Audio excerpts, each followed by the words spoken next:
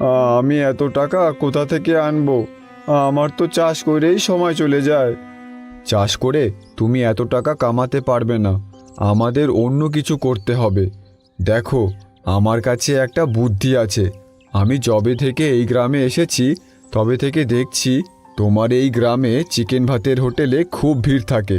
যদি আমরা কিছু কইরেও চিকেন ভাতের দোকান দিই, তাই হইলে ওই লালু বন্ধ করে দেবে। আরে, আমরা কপি করব তবে না বন্ধ করবে? আর ও তো অনেক বেশি দামে বিক্রি করে ওর চিকেন ভাত। লোকেরা খেতে পারছে না, তাই অনেকে না খেতে পেরে চলে যাচ্ছে। আর গ্রামে চিকেন কারির একটাই দোকান। কিন্তু তোমার মাথায় কি চলতেছে সেটা তাড়াতাড়ি বলো। চিকেন পরোটা। আমরা চিকেন পরোটার দোকান দেব।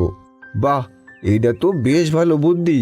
চিকেন পরোটা, গ্রামবাসীরা এত চিকেন খায়, এখন যদি আমাদের দোকানও হয় তাহলে আমরাও ভালো কামাই করব আর তাড়াতাড়ি প্রধানের সব টাকা শোধ করতে পারবো।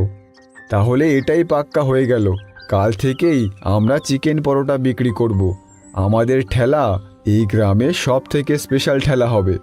কিন্তু ভাই, আমাদের কাছে এত টাকা কোথা থেকে আসবে? ঠেলা কিনতে হবে, রান্নার সব জিনিসপত্র কিনতে হবে, সেগুলো কোথা থেকে আসবে?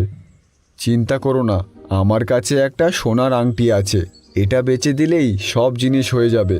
তারপর বিজয় তার সোনার আংটি বের করে সুরেশকে দেখায়। আরে, তোমার কাছে সোনার আংটি কোত্থেকে আসলো? দেখো ভাই, তুমি চিন্তা করো না, এটা আমারই।